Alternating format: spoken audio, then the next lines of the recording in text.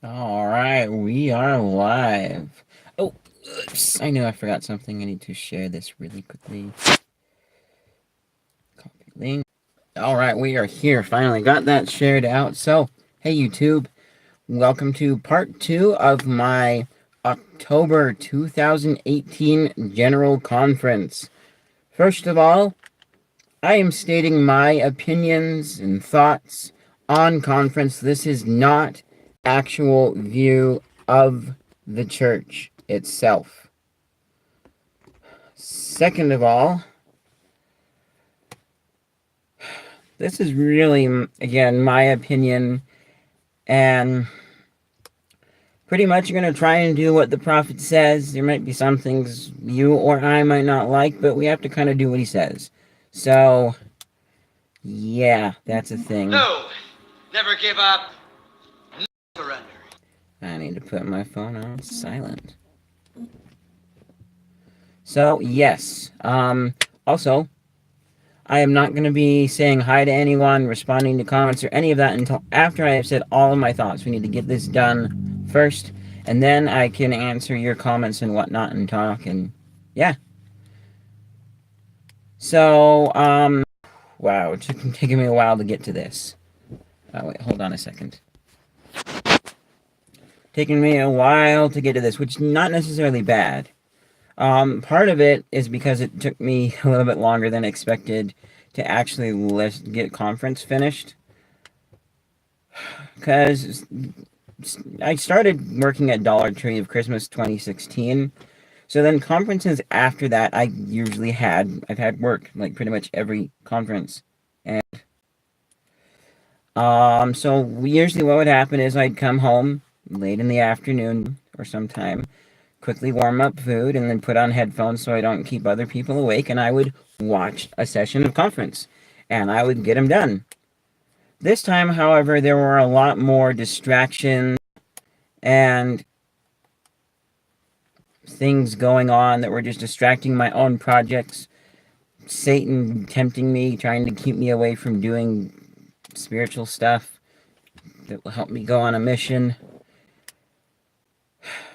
But it wasn't necessarily bad, because what I ended up doing is I listened to approximately one conference talk every other day. If I was way too distracted that day, then I would just put that conference talk off until the next day. And I actually watched it, not listened. Well, both, but I was actually watching them from the YouTube version of it. And it actually turned out good. Because this time, there was, I want to say 2014, maybe 2015, one of those conferences, I was on the floor in this house. This is in a living room. We were watching conference on the TV, and I was building something with K'NEX. And then, all of a sudden, I noticed that 90% of conference was going in one ear and out the other. That 10% was actually sticking with me in my mind, and I was remembering it somewhat. I mean, I couldn't tell you what it was now that were the good inspirations, but that really bothered me. It made me feel sad. And then the Spirit of the Lord came to me, and,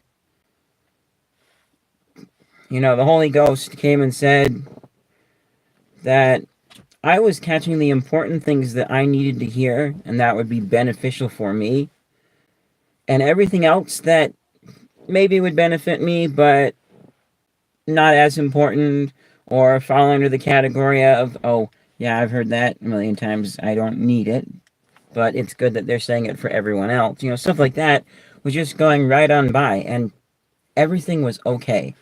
It was not wrong that I was missing most of what was being said. Ever since then, I've made a concerted effort to actually try and listen to conference and get everything out of what's being said. Same thing with my scriptures. And really try hard. And so this time it was great. Listening to about one conference talk every other day was great. I was actually able to listen and capture the full talk and get some good stuff down. And I only remember a few things from conference, but that's why I have notes. Got my old folder. I've got notes on it. So I'm going to be pulling those up. And this is the first time that I've actually ever taken notes for anything. Because, well, I've done notes actually once or twice in the past, but those were absolutely horrible, really bad, like one line notes about something much longer than that won't help anybody remember anything. And back then I hated writing. It was horrible. And I hated note taking. Note taking wasn't gonna help me. But yeah, I realize the benefit of notes now. So we've got notes. And there's much to be improved in the way of notes because I wrote them down, and then a little while after all the conference was done being listened to and whatnot, and because I got conference done listening to it a month and a half, 2 months ago. So, and then there were other projects and things that cropped up and working on my own project and stuff that kind of kept me from doing this. I could have done it, but I didn't. Distractions again, but I'm doing it here now. So that's good. But, so when I was looking at my notes, I noticed that I just copied what was said that I liked, quoted them essentially, and then just hoped that, I remember what my thoughts were. So I went back and I think I got most of the notes fixed, so they have my thoughts in there as well, or a basic descriptor so that I remember, oh yeah, that's what my thoughts on that were. So we'll get to those in a moment. First of all, we need to go back to the first issue that we talked about in first Let's Talk of October 2018 General Conference. And that is 2-hour church, which I'm okay with now. I'm still going to miss 3-hour church. And actually, 2-hour church started today for the first time, but I completely missed it because I was at work. And then also last week, my singles ward made it special and had tacos, which not really a me thing. I would have stayed and eaten and talked with friends if we did that, but hey, one watching. Personally, for me, though, that's not a really special thing. I was kind of just like, let's just have normal church. But I missed the last 3-hour church as well because I had work again. But going back to about a month ago, maybe a little bit longer, but I was in church listening to the second counselor in our bishopric speak about, he was speaking about the new study program that they've put forth. And that was the week that they gave out manuals to everyone for it. And he said, we might not have this great communication that we have now. And when he said that, I got very sad inside. The image that popped into my head was, I'm still living in this house because that's me. I don't really like moving and traveling a lot of places. But most of my friends and neighbors are spread out. You don't really get together and do stuff with other members in real life. And talking with them on your phones and whatnot, and the internet, you're very cautious and careful. It's dangerous. Outside on the streets, there are people who want to kill anybody who's a member. They just hate religion, and they want to kill religious people, especially Mormons. Proper name, Church of Jesus Christ of Latter-day Saints. They especially want to go after us. Now, it's still a free country in this scenario, still freedom of religion, but there is so much crime going around that if someone does go after you, there's a really good chance that literally all of the police officers are already tied up helping somebody else. On top of that, there's just so much crime and things going around that the police kind of sort of don't really care as much. They've just seen so many people get killed that they're desensitized. What's one more body? And it's absolutely horrible. And in this scenario, I definitely would have 2 concealed carries with me, 2 guns, and enough of that. Also, what I will say, personally for me, growing up, like, twinkling of an eye is not something that I want in my life. At all. I'll accept it if I have to. But growing up, I never thought of twinkling of an eye. For me, I always envisioned I'm going to get married, have kids, get old, have grandkids, and I'm going to die. That's what I literally want. But if that scenario did actually happen like that, then I hope the second coming is just a couple of weeks away, because I do not want to live in that at all. It sounds awful and horrible and but that's not really realistic for right now. Although, we might not always have this great communication. I don't know exactly what he meant by that, but hopefully he didn't mean super soon. But yeah, I can see, maybe even just Mormons being a little more spread out, but not everybody trying to go after and kill them. I don't know. But then he got to some actually really good points. He talked about how it's a great study program and how there could be great opportunities to study with your friends and neighbors, and, like a group of young singles going to J-Dogs, eating yummy food with their manuals open, talking about the gospel. That sounds great. That sounds fun. I would love to study with other people. If I get free time during the week, sure. I'll even move some of my YouTube projects around to do that. That sounds great. And it was in that moment that I really, really realized why I really don't like the idea of 2-hour church and this new program, because self-study.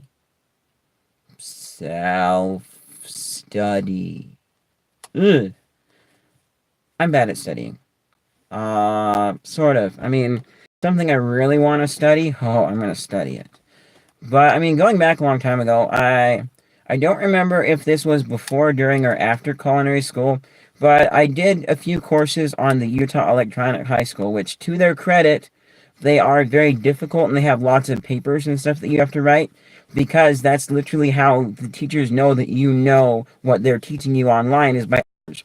If I went to an actual school, I would have had less homework, less papers to do. So maybe it would have been better, and I could have tolerated it more, but I'm not quite so sure about that. But ultimately, I completed a computer science and technology course, the first one. Whew. I thought about doing a photography course at one point, but that was only worth half a credit. And it had just as much paperwork as the other stuff. And I'm pretty good at taking photos. I do all these different things. And I think one of my friends was going to do that course. And he said that for him, he had to make a music video with pictures, and had to have 50 pictures that had all been edited inside of Photoshop or something, for not edited, but color tweaked and whatnot, to balance them, touched up, which there should be a way to batch do that, but I don't know. Yeah, so anyways, and so then what I did is I did an English course, sort of, the first English course. I'm glad that I took part of it, because it formally introduced me to the Odyssey, and I love that story. But the really big thing with that is, so I got maybe 2/3 of the way done the first time. There were just so much papers, and it was just so hard for me to study mentally, and I didn't like it, and it was too straining and tiring, and part of it's because I'm not interested in it, and I want to go to sleep, kind of like any other kid who doesn't like the particular topic he's in at school. But it was really boring and tiring, and I just couldn't take it. I mean, there were some sort of good things that came out of it, but I don't really at this point see it as have been anything beneficial, other than introducing me formally to the Odyssey. The story about Odysseus traveling home with the Trojan horse and the Cyclops and all those things. Good story, and I'm glad it formally introduced me to that, but the rest of it, I don't really see that it was worth the trade-off of just the horrible sadness of all these papers and struggling through it. And so I got maybe 2/3 of the way done the first time. Round 2, the second time, I get just a little bit farther, a couple of papers more than 2/3 or whatever, just a little bit farther. But both times, I don't get the stuff done in time, and then class is over. Take it again if you want to. And at that point, I'm just like, no, I'm not doing this again. This is just too much for me. I can't take this. So I didn't like that. And studying in culinary school, too, that was a little bit easier, actually. There were a few tests that we had here and there, but they weren't really bad. I was able to remember the stuff. My mom had me read my culinary book to her. And there was one night where I think she was reading it to me, and standing up didn't help. I was way too tired. Sitting down, closing my eyes, I was kind of listening but not, and I was falling asleep. And Mom was like, "Well, you can't do that. You got to stand up." But can't I sit down, please? And I forget exactly how it went. But long story short, I was just way too tired. Yes, I wasn't completely interested in what we were reading and whatnot, and so that was part of why I was tired, is I didn't like studying, and you're more bored and tired when you're doing something that you're not interested in. But still, it was beyond that. I was just super tired from school that day. Culinary school was the only thing I was doing at the time, I think. And just the other stuff, and it was also kind of sort of late in the evening too. Like, should have just let me go to sleep and then go to school and take the test with what I knew. I probably still would have passed. I mean, I've heard it's better to sleep than to stay up all night cramming for a test. Even if you're actually really good at studying and you're using the night to give you extra study time than what you already get from just going straight home and starting to study, or however else you do it, still don't. So I'm kind of looking back on that, and I'm like, that wasn't great, and I'm not super stoked about my mom doing that, but whatever. It's over with now. I'm not super angry with anybody. And so I'm not great at study. Well, unless it's something I like. Like, I have spent hours, days, even months studying, making films and whatnot on YouTube, watching all these videos. And that's been actually really good because I've learned that I'm a very audiovisual learner. So a lot of the YouTube videos that I watch are educational in some way. They've got some form of educational content to them, and they're great. That's how I learn a lot of stuff that I'm learning now. I even watch every once in a while a YouTube channel called Numberphile. They're about math, and I hate math. Well, that one, though, their math is a little more about some of the abstract, less things that are less important in math. But still, it's great. I watch it every once in a while. So I've learned very much that I'm an audiovisual learner, which Electronic High School was definitely not audiovisual. Well, there were some videos they had you watch and stuff like that, but the rest of it wasn't very audiovisual. And I found that, like, over time, though, I got better at actually reading stuff, so now I'm okay reading an internet forum to search for an answer to a computer bug I'm having, or I read a few internet articles here and there about computers and stuff like that. Whenever something comes along, I usually skim it and get the important stuff. So while I prefer something that audio and something that's video, like YouTube videos, I can read stuff now, and I'm a little better at that. But other than that, so I'm better at studying than I used to be, but I'm still not great at it. Now, when we come to church stuff, I'm actually relatively good.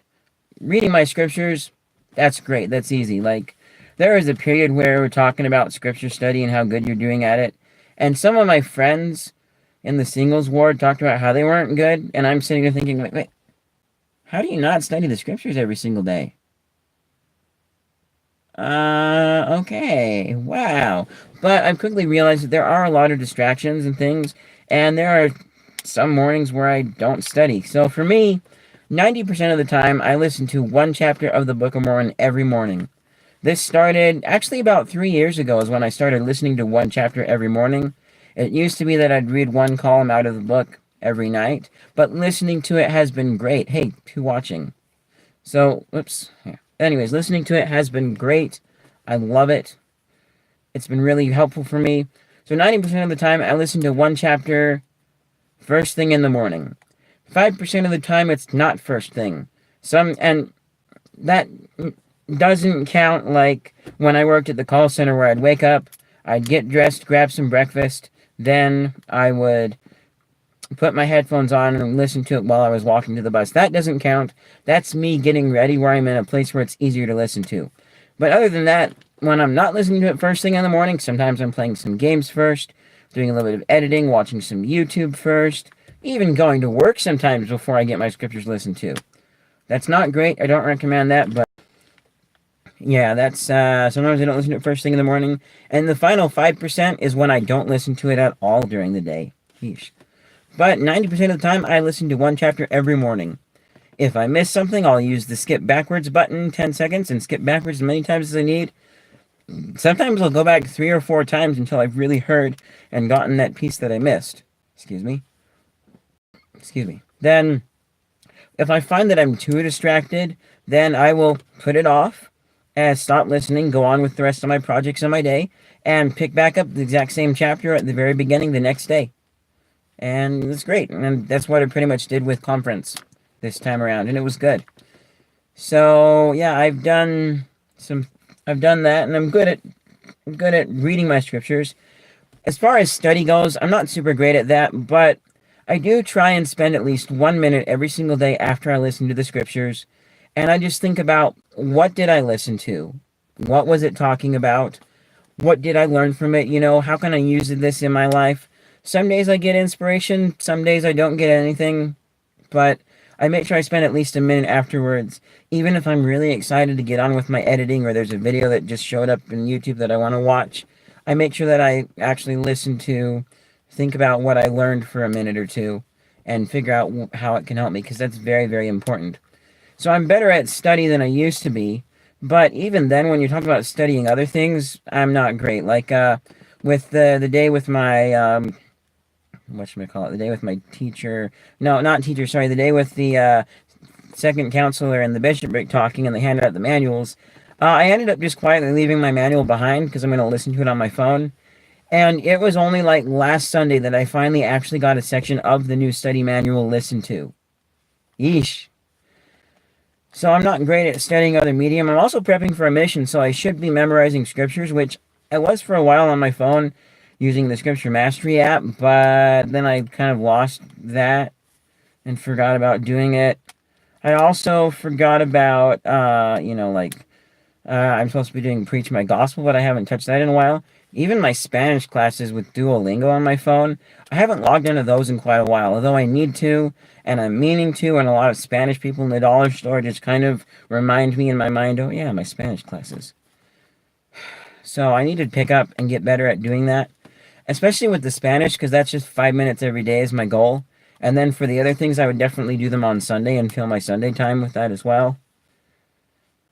Especially since lately, a lot of Sundays, I just end up getting distracted because I had work, and so it doesn't feel like a super spiritual day for me, which is my fault. I'm not really making it that.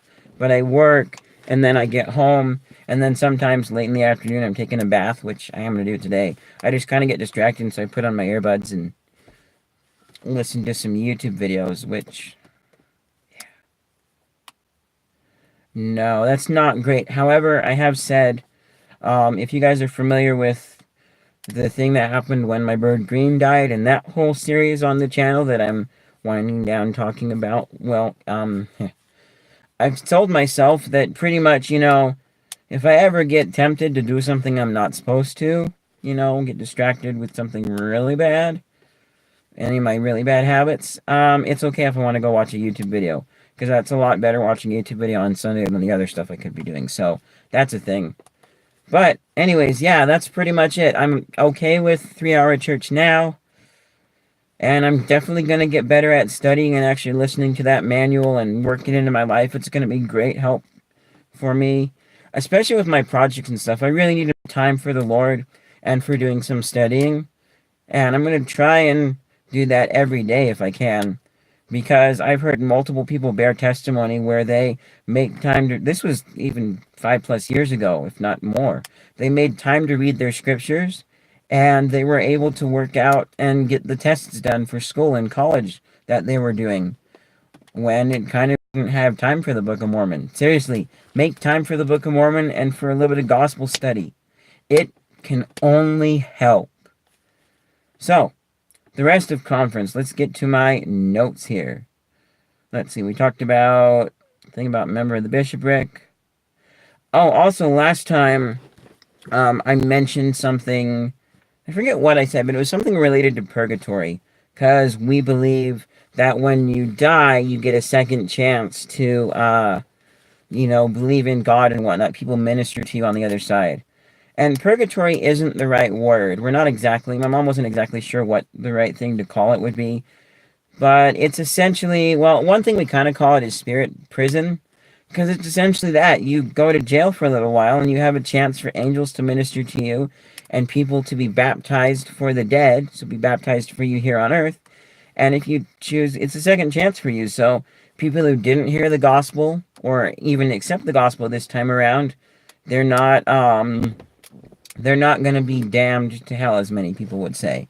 And the reason that I use the word purgatory, I didn't think that this wasn't the right word, but it's because there was a man, oh, I love this man, we'll call him N. He used to work at Lucy's Pizza where I worked. He was a great person. I loved him, although he was a little bit inappropriate and dirty with his language and what he talked about. And also, but he was cool, and he was nice, and he was the kind of person that would ask you questions. And for him, he was just asking me questions, prepping me for a mission. But they were the kinds of questions that we don't really have answers to. And, but one of the times he was talking about, he showed some video to me, and he's like, so, you leave people hear about it, well then, they now know, and so they're basically gonna go to hell because they've heard it, so it would be better for them not to hear it. And so you tell little kids about it, and whoever, and they die, or they don't believe, and you've essentially sent them to hell. What do you think of that? And so then I said, well, we actually believe that, they get a second chance on the other side, basically. He said, oh, so you mean purgatory? And I was like, yeah, I guess you're right. So that's why I use purgatory, but that's not the right word to use. So anyways, here we go. D. Todd Christofferson, quote, most of us find ourselves at this moment on a continuum between a socially motivated participation in gospel rituals on the one hand and a fully developed, Christ-like commitment to the will of God on the other hand. So my little note, am I truly doing what God wants because I am committed to Christ, or am I doing it because I'll look good in front of my friends? Seriously, I mean, well, there are benefits to doing things because other people, but here's a good example. So let's say that every morning you went to the gym and did a little workout with one of your friends because you wanted to look good for one of your friends. Yes, you are going to get the benefits and strength of lifting weights and doing the workout, but it's not going to be as fun and as beneficial as if you're actually trying and putting an effort and doing it for yourself. Because also, if you're doing it for yourself, you're probably going to, one, put in a greater effort and get more exercise out of it and get stronger quicker or stronger overall. And just a lot more benefits. And you'll be seeking opportunities to do it. And you'll be more willing. With the example of looking good for your friends, you're probably more likely to miss several days at the gym for other things because all you're doing is looking good for your friends and you're not doing it for yourself. Same thing with the gospel. You'll still get benefits and some blessings if you do stuff just to look good in front of your friends, but you're going to have a lot better experience, and it's going to be better for you and those that you try and serve and bless if you're actually doing the gospel principles for yourself. So, sure, it's totally fine if you want to do it because you look good for your friends, but do it for yourself. That's more important. Then Dean M. Davies. So this was the temple story. Let me just skim my notes and then I'll look at you guys and read. Oh yeah, huh. So here is hey, my mom's in. She says good analogy. So here's my thing with that. So they started off by talking about where this temple was going to be built in Canada.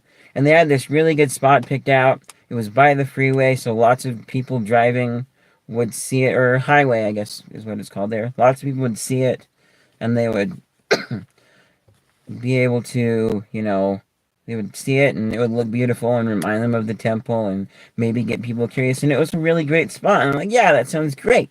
They know where the temple's gonna go. This is cool. And as they looked at that site with President Hinckley and I forget the other guy's name over there in Canada. And then he said, can you take me to the nearest meeting house? Well, sure. So they drove President Hinckley to the nearest meeting house, and as they were going towards the house, the church, he said, turn here. So they turned, and then the road rose up a little bit, and I'm thinking, and then he says, kind of, stop the car. So I'm thinking in my mind, he's saying, stop the car. Look, you can see where the temple's going to be built from here. I was not expecting him to say, what about here? Because the whole time I'm like, yeah, you know where the temple's going to be built, so why are you looking at all these other sites? Why are you doing all this research? You've picked a good spot. But what about here? And the story kind of rounds out where it ends up being owned by an Indian man, like from actual India, and a Chinese guy, I think, and some other somewhat religious guy. And it was kind of tricky to procure the buy the land from them. But basically, President Lee said, "Can you get the land?" I don't know. It's going to be tricky. Well, try your best, and so they did. And really cool thing about the story too, he mentions that Brother Davies mentions that it was what's the word? He mentions that it was cool that President Hinckley had divine intervention on a topic that he knew very little about. Oh, it's frozen. Oops. Ah. So yeah, he didn't know a lot about real estate and the process of that, but he had divine inspiration from God on where the temple would go. So, that was a really cool story. I liked that a lot. A little bit unexpected for me, but it worked out good. And here's what the quote is from him. He says, "In reflecting upon this experience, I am humbled by the realization that while Brother William and I possessed formal education and years of experience in real estate and temple design, President Hinckley had no such formal training, but he had something far greater, the gift of prophetic seership. He was able to envision where God's temple should be." Wonderful. Next, we got Bonnie H. Cordon. She says, quote, "I hope those to whom you minister will see you as a friend and realize that in you they have a champion and a confidant. A year ago, a primary child I met in Chile brought a smile to my face. 'Hello,' he said. 'I am David. Will you talk about me in general conference?' In quiet moments, I have pondered David's unexpected greeting. We all want to be recognized. We want to matter, to be remembered, and to feel loved." This is where my notes are broken, so I need to update them a bit.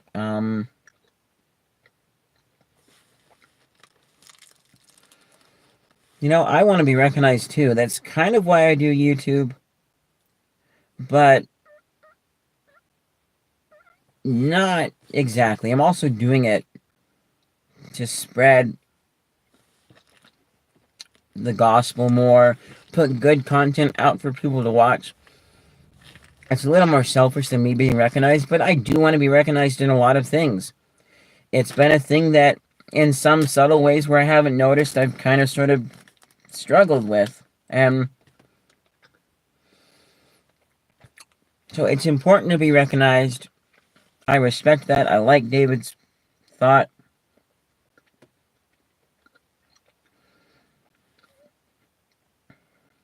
And I don't know. It's very, very important for our existence just to feel loved too. So I thought that was cool, and I liked that. Then Sister Davies continued a little bit later on. A friend, we'll call him John, shared what can happen when we see another's less visible need. Quote, "A sister in my ward attempted suicide. After 2 months, I discovered no one in my quorum had approached her husband to address this traumatic experience. Sadly, I had not acted either. Finally, I asked the husband to lunch. He was a shy man, often reserved, and yet when I said, quote, 'Your wife attempted suicide. That must be overwhelming for you. Do you want to talk about it?' Close quote. He openly wept We had a tender, intimate conversation and developed a remarkable closeness and trust within minutes. John added, I think our tendency is just to bring brownies rather than figure out how to walk into that moment with honesty and love. Close quote for all of them. That was a cool story and very tender, but in my mind, I'm thinking taking cookies and brownies is nice, but like, seriously, you're missing the point if your head's stuck on, oh, I'll make them some brownies. No, yeah, sure, you can take brownies, but you gotta do more than that. Especially for me, because me, I eat food so that I can stay alive. Or, like, I'm enjoying some Christmas nougat right now, but that's to help my throat keep moist because the mint calms it down.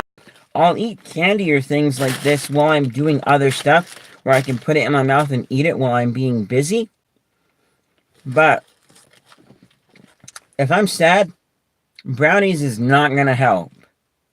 In fact, I'm probably just, well, not now, but it used to be more like brownies.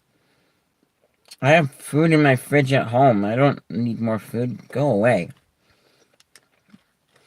Like, I mean, side note here, there are two foods that really make me happy, or have in the past when I was kind of sad, and they've only done this once, and I only remember one of them, and that's garlic bagel chips. So if I'm feeling sad and you want to make me happy or something, go to the dollar store and buy me some garlic bagel chips. I love those. But, yeah, the big point, and this was a really big push when they switched from home teaching as well. You need to get to know these people, become their friends, and find out if they need help. The important thing, though, is becoming friends. You're not necessarily, hey, you can say, hey, if you want help, I'm here. It's good to say that, but being friends is important because you're more liable to ask your friends to come help you for multiple reasons. You trust them. You know that they're going to help you in the right way, that they'll know you best. You're feeling sad. Well, your friends are more likely to know what to do. Maybe you're kind of sort of the quiet, shy type, and you don't necessarily directly go to your friends, but you kind of slightly make it known that you're sad. And because your friends know you and they know that you're quiet and don't like talking, but also that you happen to like ice cream and it makes you happy, well, they're going to be the ones who will probably say, hey, would you like to go and get an ice cream cone? I know you're quiet. We don't have to talk about it. It's just going to get ice cream. Whereas complete strangers don't necessarily know that. They're not going to know you in the best way. Or another example in my mind, too, is, I mean, look at it this way. Let's say you're moving somewhere, and you could have a bunch of complete strangers who would do a really good job and help you move stuff. Or you could have a bunch of your friends over there, and you'd be talking and laughing along the whole way, having fun. Excuse me. You're probably going to pick your friends over the strangers if you can. So, and just being friends, you get to know people, and then you find out little things that they need and ways to help them. And so that's been a really big push. So we need to make sure that we're friends to people so that we can find out ways we can help them. We can pass word on too. I mean, because you're a minister to somebody is what we're called now. You might find out ways they need help, and then you can go talk to the bishop about it. Maybe they feel more comfortable talking to you now because they know you really well. And this whole being friends and getting to know them was something that we even pushed before the church made the big change. Our ward was talking about doing that too. Because it used to be you just read a lesson, the first presidency message, and check off the box, report it to the person above you, and that works. But a lot of people said, we've gone bowling and had fun and stuff, and it's just getting to know them and being friends with them. So that's really, really, really, really important thing to do that we all need to do more of. Next, we've got Jeffrey R. Holland. Quote, brothers and sisters, Jesus has asked that we, quote, live in love with, close quote, with, quote again, no disputations you. So he's quoting multiple verses here, I believe, because there's numbers, but I'm lost on the numbers anyways. Quote, he added, or that hath the spirit of contention is not of me, close quote. He warned the Nephites. Indeed, to a great degree our relationship to Christ will be determined, or at least affected by our relationship to each other. Oh, I get it. I think the numbers, this is just a straight copy, so it's not great, but I think the numbers originally linked up to scriptures. Anyways, continuing along. Let's see. Yeah, the spirit of contention is not of me. He warned the Nephites. Should have written more notes down better, because this part I kind of sort of forget what my point was there. So and there's a break in the quotes here, so I'm going to keep going on. See if I remember anything. This kind of also sort of ties into the friends thing, living amongst each other with no disputations among you. And building our relationship to Christ, that's important. So continuing on, quote. I don't know how to read quotes instead of quotes. Anyways, forgive and ye shall be forgiven. Christ taught in New Testament times, and in our day, quote, I, the Lord, will forgive whom I will forgive. But of you it is required to forgive all men. It is, however, important for some of you, I remember my thoughts on this, living in a real anguish to note what he did not say. I love this part. He did not say, you are not allowed to feel true pain or real sorrow from the shattering experiences you have had at the hand of another. Nor did he say, quote, in order to forgive fully, you have to re-enter a toxic relationship or return to an abusive, destructive circumstance. Close quote. But notwithstanding even the most terrible offenses that might come to us, we can rise above our pain only when we put our feet into the path of true healing. That path is the forgiving one walked by Jesus of Nazareth, who calls out to each of us, quote, come follow me. This is really, really hits home for some of the media and stuff that I've seen. Great things like that. It's very important to forgive people, but don't be stuck in toxic relationships. Makes me think of the song Apologize by One Republic. It's too late to apologize. It's too late is like kind of the chorus. Let's see. I'm holding on your rope, got me 10 feet off the ground. And I'm hearing what you say, but I just can't make a sound. Tell me that you love me, then you go and cut me down. But wait. Tell me that you're sorry. Didn't think I'd turn around and say it's too late to apologize. Now that song works and it's not bad, and it is too late because, you know, she's been bad too many times to him, so no more. That's kind of what this is talking about. But when I was young, I actually wrote a version where it says it a little bit differently. It says, I accept your apology, but it's too late, essentially. I forget how I worded it, but that didn't really work out because some of the rewording didn't fit with the tune. But the original song's not bad because it specifically say that he doesn't accept her apology, which I would think, knowing that band, One Republic, that they probably would accept an apology but not get back together because they are Christian. But they also don't want to be known as that Christian band. They kind of want to just be known as a band, but they are Christian, which they've done a pretty good job of, and I like it. So there's that. I also think of Radio Flyer. Very, very sad movie. A little bit of a spoiler here, although it's kind of sort of said on the description of the movie. Basically, there's two little kids. I forget their names. They're brothers. And their mom, well, their dad didn't really come back. He was, I think, essentially unfaithful, if I remember correctly, because they show her tossing her ring away out the car window as they're driving. But I don't Yeah, that is what happened, and I think I'm getting the meaning right.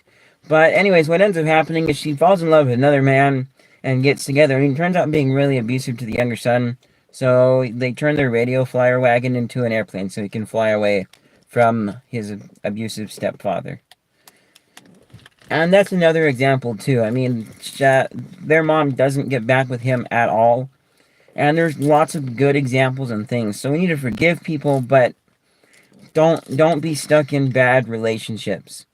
Don't think that you can't feel pain, because you can, and it's important to.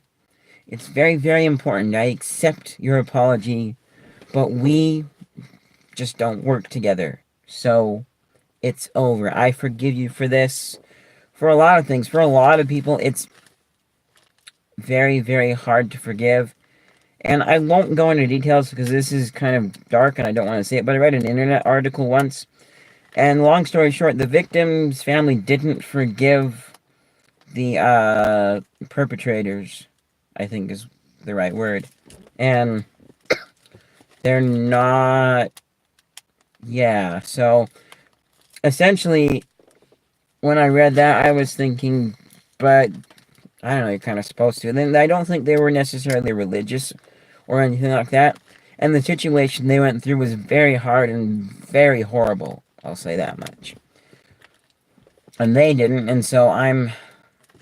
It kind of makes me a little bit sad and kind of like, so. I don't think about this all the time, but it's like, so what happens when, eventually they do actually die and whatnot, and on the other side, and I know they'll get a second chance, but I don't know. Forgiving is really good and really important. And it's actually very, very, very helpful to us. There's something I recently shared around on Facebook. If any of you guys here on YouTube want, I can go find it and I'll put a link down in the description. But essentially, it was this one woman who was a twin, and she was talking about, she's Polish. So she was talking about her time in, I forget what it was, but it was some German prisoner of war camp, essentially. And she was taken away to be studied on by this one infamous German guy. And, like, they were taken away, and, a German man came up to her mother and asked her if they were twins, and she said, yes, is that good? And he said, yes, that is good. Which essentially just meant that they were going to stay alive longer, and but also, kind of sort of have experiments done on them, so kind of a trade-off. But for her, this thing is that she forgave this one man who was one of the generals at the camp, and it kind of helped. And her English teacher said, you should also forgive the guy that was doing the test. I forget the German's name. But so essentially what she said she did is, instead of doing exactly like her teacher and going home and saying, I forgive you, she went home and she said, you, long story short, awful, horrible person who did all of these, and she wasn't using bad language, really. You did all of these horrible, ugly, awful things, and I hate you. But I forgive you. And it really helped her life, and that's great. Forgiveness is the power of healing. Christ forgives us. We need to forgive others, okay? Seriously. If he's forgiven all of us, literally all one of us on the earth, then we should forgive somebody else, especially for little small things. Seriously, I mean, I can understand having problems forgiving somebody if they crashed into you drunk and killed a lot of your family. That's tough, but it's still important to forgive. But then also there are a lot of people that hold grudges for stupid, silly little things that are just not great. I don't know, like, I'm sure somewhere someone's holding a grudge right now for, not someone else not letting them listen to the music they wanted on the road trip or something. It just, little things like that. You seriously just forgive. It's not worth it. It is not worth it at all. So, let's move on to the next point. Oh. Dang it, I forgot there were some things from, we'll get to those at the end. I was going to do them first, but they were from Fast Sunday a little while ago, like a month or two ago. Neil L. Anderson, quote, God did not create our spirits to be independent of Him. Close quote. I thought I fixed my notes, but I didn't. So I don't remember specifically what my thoughts were on this, but that is true. We're not independent of Him. We need Him to even exist. He is the reason that we're here on this earth. I will admit, though, there's been once or twice in the past where I've had the thought, let's kind of put aside that we're here on earth because God made it possible. Is there anything that we do of our own free will that we decide to do that's completely us? Or is God always somewhere sneaking in there, which isn't a bad thing, but kind of want to feel like we did something? But I mentioned the Odyssey earlier. Don't be like Homer. He made the Trojan horse and used it to sneak into Troy so that when everybody was drunk and partying because they won the war, he could open the door and let the rest of their armies in who had all sailed out to sea to hide and then sail back in. And after that was over, essentially he said, I defeated the Trojans without the help of the gods. He's a very, very self-centered man. So don't do that. That's not, a good thing. But it just made me wonder, so did I wake up in the morning and make myself a French omelet? Like all by myself of my complete own choice? Or was I so tied into God because there was the chicken, like the God bless the chicken so they would have a lot of good eggs that day so that I could have eggs. And, God also protected the people that were delivering them to my store from accidents.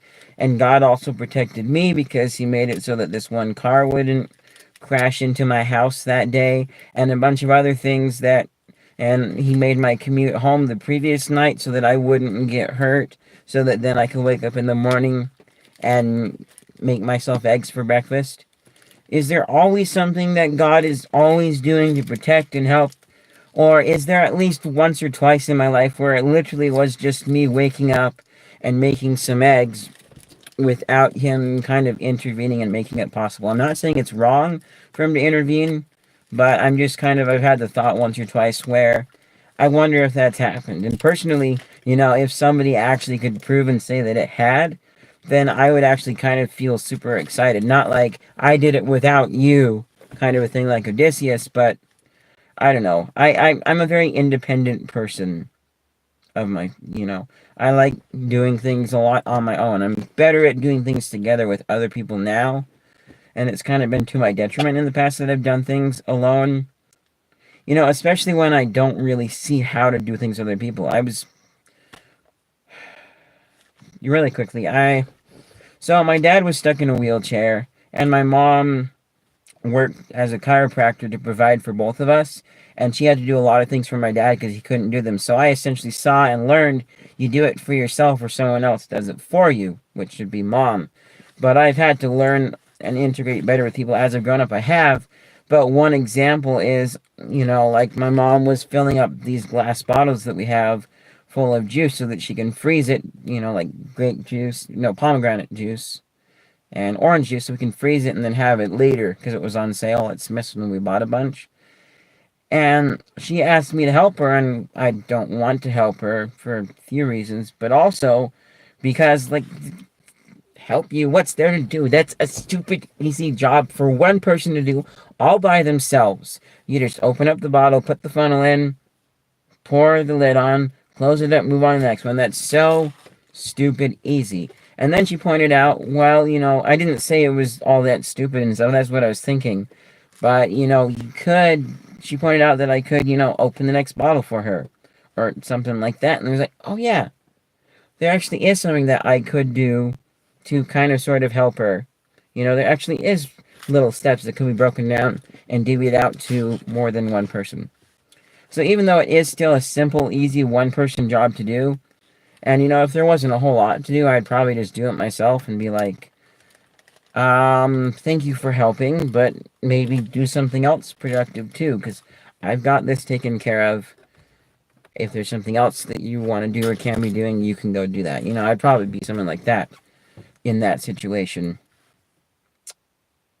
So, President Russell M. Nelson, quote, others wondered why.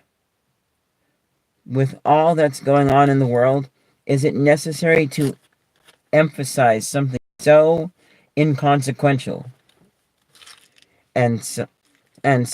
quote, inconsequential, close quote. And some said it couldn't be done, so why even try?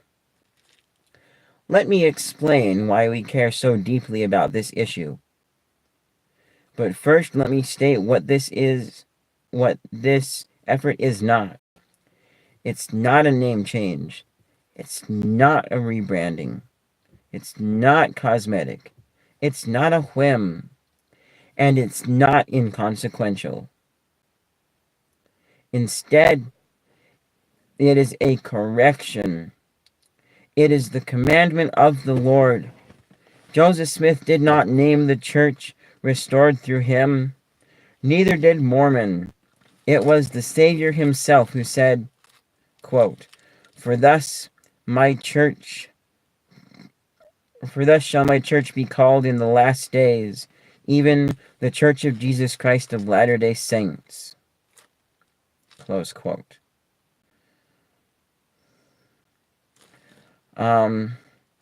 Then, in there somewhere, he ends up kind of mentioning and quoting 3 Nephi 27, verse 7. Therefore, whatsoever ye shall do it in my name. Therefore, ye shall call the church in my name, and ye shall call upon the Father in my name, that he will bless the church for my sake. And howbeit my church, save it be called in my name. This is verse 8. For if a church be called in Moses' name, then it be Moses' church. Or if it be called in the name of a man, then it be the church of a man. But if it be called in my name, then it is my church. If it so be that they are built upon my gospel. Then, going back to Russell M. Nelson, quote, when we omit his name from his church, we are inadvertently removing him as the central focus of our lives. Close quote. Another quote. For much of the world, the Lord's church is presently disguised as the Mormon church. But we as members of the Lord's church know who stands at his head, Jesus Christ himself. Unfortunately, many who hear the term Mormon may think that we worship Mormon. Not so. We honor and respect that great ancient American prophet. But we are not Mormon's disciples. We are the Lord's disciples. In the early days of the restored church, terms such as Mormon church and Mormons were often used as epithets. Epithets. I think I'm saying that right. As cruel terms, abusive terms, designed to obliterate God's hand in restoring the church of Jesus Christ in these latter days. So, yeah, essentially, this is the name. I still say Mormons, and also say, but actual proper name, Church of Jesus Christ of Latter-day Saints, because a lot of people there might be confused and whatnot. And so, especially in my videos, I want to make it nice and universal, so when I'm referencing it, people already know what it is, and they don't have to wonder or think part of some other church and ask questions in the comments and need clarification. I'm still going to do that. A lot of people should still say Mormons as well as that. I believe I've also heard LDS is okay, Latter-day Saints, because we are, that's a little bit better than Mormon. But ultimately, it is the Church of Jesus Christ of Saints. No ifs and or buts. That is our name. We believe in Jesus Christ. We are Christian, not like a lot of other Christian religions, but we are Christians. We believe in Christ, and that's a very, very important name. It's a little bit long, so I get why LDS works, but definitely use it. It's important. It's very helpful. It states our main purpose. And yeah, it's just an all around great name that I'm very, very glad that we have. And, I didn't really use that as a kid. I mean, I grew up in a Mormon bubble, the, Church of Jesus Christ of Latter-day Saints bubble, so I didn't really have to. But I probably would have said Mormon, because that's kind of what I was taught and told. Probably would have said that if other people, have. And actually, recently, I did use the term Mormon when someone was around, but that's because it was just a simple, quick conversation. I was just finding out if he was Mormon or not, which he wasn't. It wasn't a bad thing. It was actually the guy who was fixing my smartwatch for me. And, but it was just a quick, simple conversation, so I didn't use the full name. Anyways. Here we go. Dale G. Renland.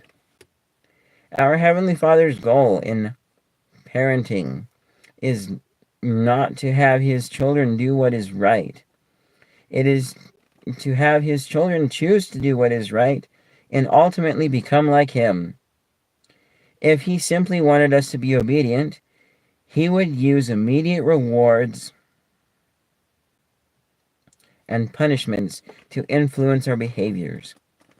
So my note here, I liked the image of God punishing us immediately. If I knew that a small electric zap or something would hit me every time I sinned, I wouldn't. I hate pain so much that I'm pretty sure I wouldn't sin if there was going to be, I don't know, just a super mini tiny lightning coming out and giving me a little zap. Yeah, I wouldn't. I'm sure a lot of people wouldn't. They would be a lot, nicer and whatnot. Which that actually makes me think of the main point of the Odyssey and why I really like it. There's a lot of other not so great things about this story. He's definitely a mortal human that's done some stuff. But the main point of it, there's part where he's floating on a raft and Odysseus. All of his men are dead, his ship's broken up. This is towards the end of the story. And he's floating in this big, huge, swirling waters, which are Poseidon, the god of the water. And he says, Poseidon, Poseidon, what do you want from me? And Poseidon says, I want you to learn that without the gods, man is nothing. And that's literally true. Even the very selfish, not real Greek gods created man because they were having fun and they wanted man to do something for them, probably. I don't know. But they've done some stuff. And so, that just makes me think of there was a good punishment right there. But he kind of learned his point and his lesson. And essentially, Odysseus did repent. And he did make it home by his cunning, but he was also, not that he directly says it this way, but he does, essentially kind of say, yeah, hey, I'm for being disobedient and whatnot. But then also on that note, the Greek gods are not the greatest of people, so, not the greatest of gods, they're just very selfish, so it's almost kind of sort of like, who really cares, but yeah, anyways, so Gary E. Stevens, he talked about lost sheep and how when they become lost, they are more vulnerable to wild animals. If we become lost, we are more vulnerable to falling away from the church. This is not a quote. This is kind of paraphrasing. So I wondered,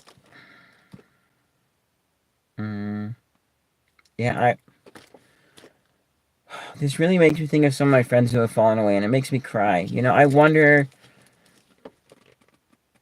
if some of them kind of got lost along the way and they were missing some guidance and help. They just got a little bit lost, and then from there, they completely fell away. Or one friend I'm thinking of in particular, I'm wondering if they specifically walked away. If they said, no, I want to go away from all the other sheep, versus just getting a little bit lost. I'm not sure which it was in her case. But also thinking about it too, it's like, so, is there something I could have done? Could I have saved them? Could I have helped them? I don't know. As I think about it, in some of the cases, especially with the one friend I just mentioned, maybe I could have. Maybe there's something I could have and should have done that I was kind of oblivious to. And I don't really beat myself up for it, but it really makes me sad. It's like the song How to Save a Life by The Fray. Quote this song just a little bit. Step 1, you say we need to talk. You say sit down, it's just a talk. He smiles politely back at you. You smile politely right on through. Some sort of window to your right. As he goes left and you stay right. Between the lines of fear and blame, you'll begin to wonder why you came. Where did I go wrong? I lost a friend somewhere along in the bitterness. And I would have stayed up all night had I known how to save a life. For me, I literally would have stayed up all night and done all these different things if I knew that they wouldn't have fallen away and left the church. But unfortunately, I kind of sort of didn't really, I talked about this before. You guys can go watch my Let's Talk on people falling away. I think I did like 2, maybe 3 parts for that one. But yeah, so anyways, more on that one there if you want to hear more. So, yeah, I wondered just if my friends specifically walked away, or if maybe some of them got lost and there was something that I could have done. Then, the new temples. Great announcement. I don't remember exactly where they're from. I don't really remember people cheering in conference before, but it's great that some are excited. That's definitely really good. I liked the cheering. It's supposed to be kind of sort of reverent, but some people were just really excited about it, and I think, definitely, oh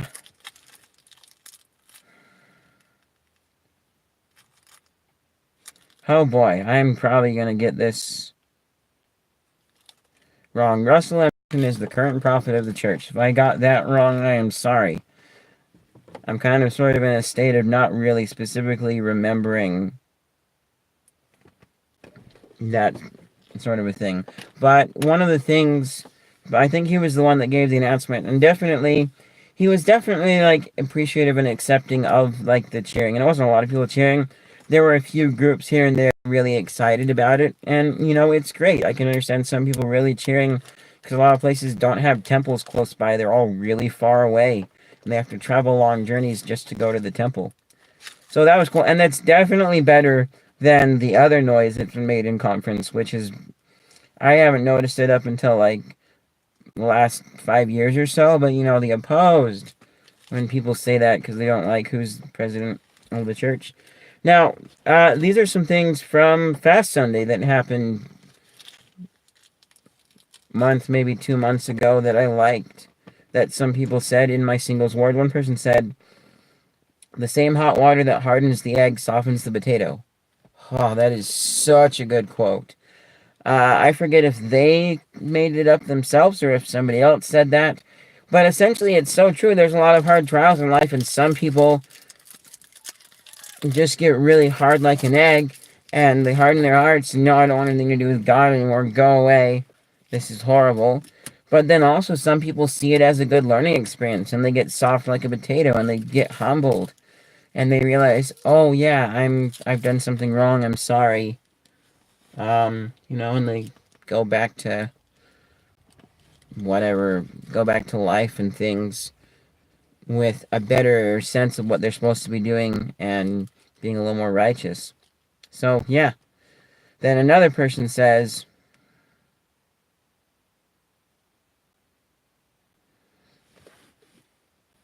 if you can trust a puzzle company to make sure all the pieces necessary to complete the puzzle are in the box, why can't we trust the Lord? And that's so true.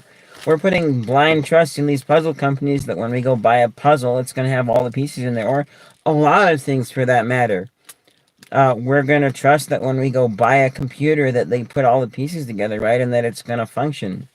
And that's why a lot of companies have warranties and stuff too, is they built that warranty up and made it great, and so that we trust them. We have to put trust in these companies. So if we can trust them, why can't we trust God? God's definitely way more powerful than all of us, and so why not trust him as our loving heavenly Father? Now, if you said, why can't we trust the Greek gods, since I've talked about them here, no. That's kind of sort of almost a horrible idea, because they're very selfish. But real, actual heavenly Father, we can totally trust him. And then there's a final thing here at the bottom. What do I want to work to make more personal from conference? I don't remember what my thoughts were for that thing or why I put it there, but definitely going to be doing a lot of things that I mentioned and trying to help other people and get better at studying and whatnot. Studying is probably one of the big things for me. Make studying more personal and actually get stuff done in that regard. It's not going to be really easy, but especially now that I'm actually listening to stuff, it's going to be a lot better. Like,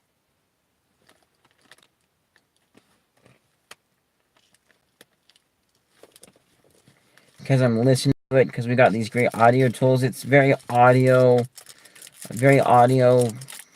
for my audio visual mind. I like that a lot. I've also found some things that really help me study too, like whenever I'm in church, I turn my phone on silent, and I will pull up some very simple basic games. Like, there's one where you're trying to break, not necessarily Brick Breaker, but it's almost similar. It's One More Brick, if you guys know that game. Or I'll play some match 3 games like Candy Crush Saga, but different than, I don't play actual Candy Crush, I play a different one. And those very basic, simple games, they don't require a lot of thinking to do, and I'm able to play them and get higher scores and do better and keep trying.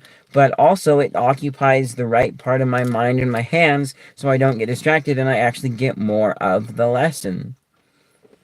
Seriously, if you guys don't believe me, then next time I'm in church, if you see me or whatever, and I'm playing games, well, then go ahead and ask me what we talked about afterwards, and I should be able to tell you some points from the lesson that stood out to me and some of the stuff that we talked about. Not perfect, but, even then, it would be probably the same if I wasn't playing games and I was trying my hardest to focus. Probably even worse, because a lot of times I just really get distracted with things and whatnot. But I'm definitely going to work to make a lot of this stuff more personal in my life and be helpful with things, and I'm really glad that I actually got more listened and I actually processed and understood all of it, and it was in my mind for, I don't know, 10 plus seconds for every little bit of it, as opposed to before where I got the important stuff and the rest of it went straight past me like I wasn't even thinking about it. And yeah, there we go. We've done part 2 of Conference Let's Talk. Next conference, I'm going to have better notes. Can't, I'll have to go inside and warm this up. It's frozen. But I got better notes. I'll get better notes next time. Hopefully I'll get conference listened to faster as well. Part of the reason it took so long this time is because a lot of other projects and I just pushed this off and whatnot.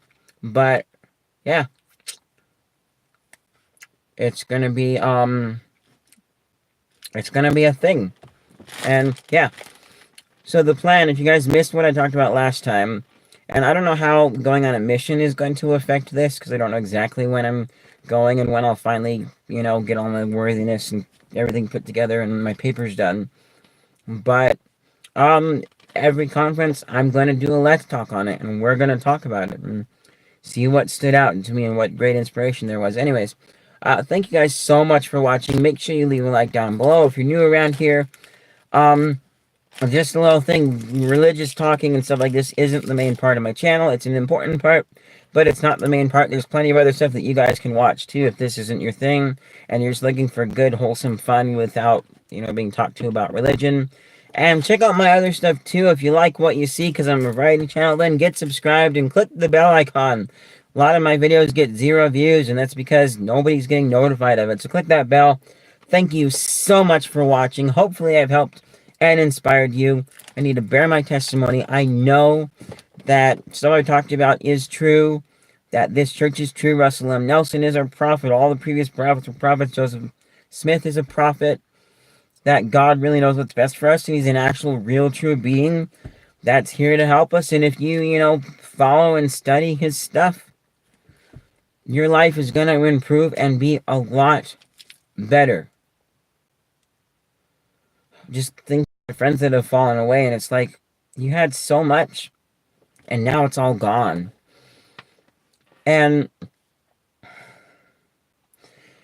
well, in one situation, so, my stepdad's ex-wife, she's in a situation, just to kind of sort of, woe is me, life's horrible.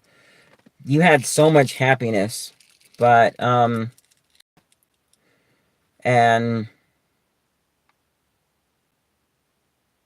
oh, yeah.